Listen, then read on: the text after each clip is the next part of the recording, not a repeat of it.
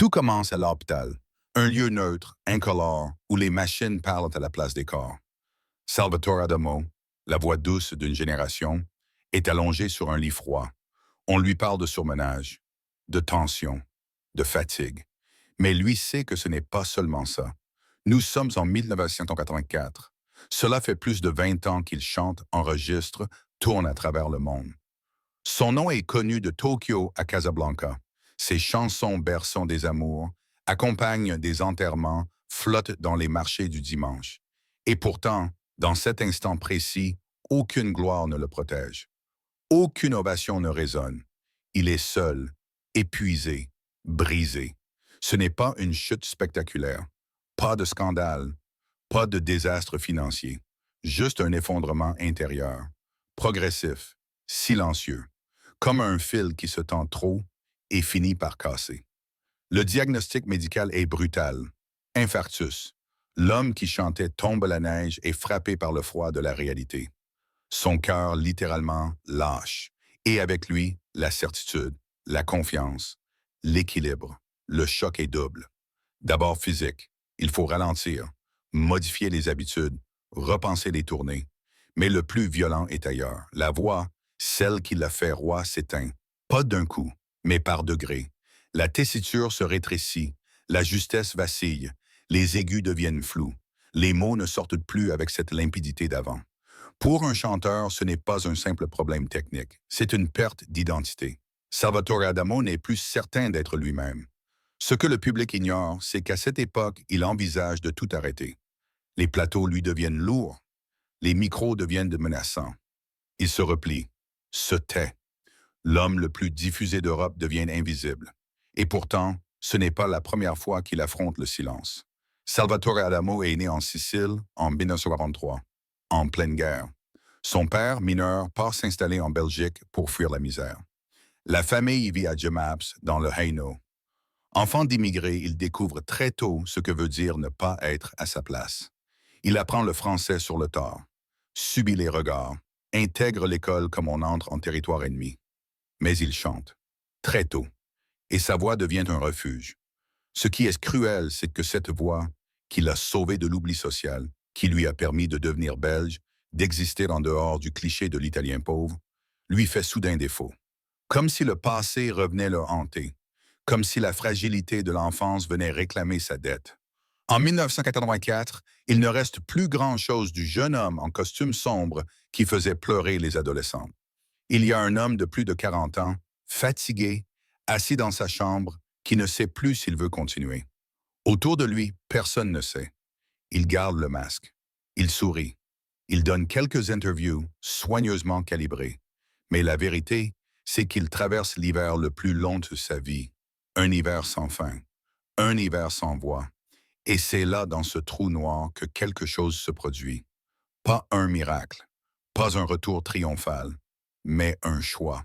Celui de ne pas disparaître. Celui de continuer. Même si la voix n'est plus la même. Même si le public a changé. Même si la fatigue ne le quitte plus. Salvatore Adamo décide qu'il ne chantera plus comme avant, mais qu'il chantera quand même. Et cette décision, à elle seule, dit tout. Elle ne crie pas, elle ne brille pas. Elle trace une ligne droite, lente, opiniâtre, la ligne d'un homme qui refuse de se trahir. Tout commence à Jemappes, dans une maison modeste, faite de briques et d'hiver longs. Né en Sicile pendant la guerre, Salvatore n'a que 3 ans quand sa famille a fui la pauvreté pour s'installer en Belgique. Son père travaille dans les mines. La maison est silencieuse, la langue française encore lointaine. À l'école, il est le petit Italien. Il n'a pas les bons mots, pas les bonnes manières, pas les bons vêtements. Il apprend vite que pour se faire entendre, il ne faut pas parler, mais chanter. Et sa voix, fine, douce, portée par une tristesse qu'il ne comprend pas encore, devient peu à peu une signature. À 17 ans, il gagne un concours de chant à Radio Luxembourg. À 19, il sort Sans toi, mamie. À 20 ans, il devient l'un des chanteurs francophones les plus diffusés d'Europe. Ce n'est pas une ascension, c'est une déflagration. Onfray construit une pensée, Adamo construit une mémoire collective. Il n'est pas un révolutionnaire, il est un consolateur. Dans ses chansons, il n'y a ni slogan, ni provocation. Il y a la vie des gens, la perte, l'amour, l'attente, les regrets. Inch'Allah, vous permettez, monsieur, tomber la neige. Autant de titres qui traversent les décennies sans jamais vieillir. Mais ce succès planétaire a un prix. Dans les années 70, Adamo tourne sans pause. Plus de 300 concerts par an. Japon, Liban, Canada, Iran, URSS, Brésil. Il ne s'arrête jamais. Il est partout. Toujours impeccable. Toujours tendre. Toujours prêt. Et derrière le rideau, l'épuisement, la répétition, l'impression d'être devenu un produit. Sa plus grande force, sa voix, devient un piège. Il ne peut pas la changer, pas la casser, pas la salir. Il doit rester fidèle à ce que les gens attendent, même s'il change, même s'il vieillit. Et puis vient la chute, silencieuse, invisible. L'infarctus en 1984. Pas une conséquence du hasard, une conséquence directe de l'impossibilité du repos. Dans ce moment de bascule, Adamo fait un choix radical, ralentir pour durer. Il arrête les tournées interminables. Il prend soin de sa voix, de son corps, mais surtout, il change de registre intérieur. Ses chansons deviennent plus sobres, plus graves, moins sucrées. Il ne cherche plus à séduire les foules, mais à parler plus bas, plus vrai. Il commence à composer autrement. Moins de tubes, plus de vérité. Il collabore avec d'autres artistes, s'ouvre à de nouveaux publics. Et lentement, il revient. Non pas comme une star, mais comme une présence. On ne l'écoute plus pour la nouveauté. On l'écoute pour la constance. Parce qu'il est là, toujours là. Et que dans un monde où tout passe, la fidélité devient une forme de courage. Le point fort d'Adamo, c'est la maîtrise, l'élégance, la justesse. Sa faiblesse, c'est peut-être comme sa faiblesse, c'est peut-être d'avoir été trop lisse, trop pudique, trop retenu. Mais dans cette retenue, il y a une forme de beauté rare. Ne jamais crier pour exister. Il est des trajectoires qui fascinent par leur éclat. D'autres, plus rares, captivent par leur constance. Salvatore Adamo appartient à la seconde catégorie. Un homme qui n'a jamais changé de voix, jamais changé de ligne, jamais quitté ce qu'il croyait juste. Ce n'est pas un rebelle, ce n'est pas un provocateur, ce n'est pas un maître à penser, mais c'est un survivant. Et dans un monde qui célèbre le bruit, les coupes d'éclat, les ruptures spectaculaires, survivre, c'est déjà résister.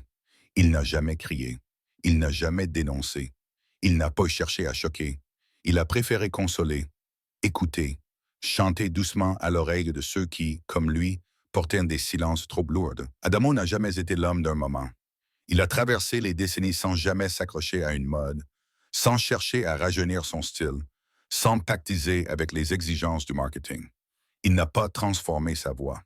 Il n'a pas surfé sur la nostalgie. Il a simplement continué. Continuer. Ce mot paraît simple, mais dans sa bouche, dans son parcours, il prend d'une autre dimension. Continuer, c'est se lever après l'infarctus. C'est réapprendre à chanter quand les cordes vocales vous trahissent. C'est retourner sur scène quand l'écho n'est plus aussi fort. C'est enregistrer un nouvel album, non pas parce qu'on vous l'exige, mais parce qu'on le doit à soi-même. Avec le temps, Adamo est devenu une silhouette, une présence, un souvenir vivant.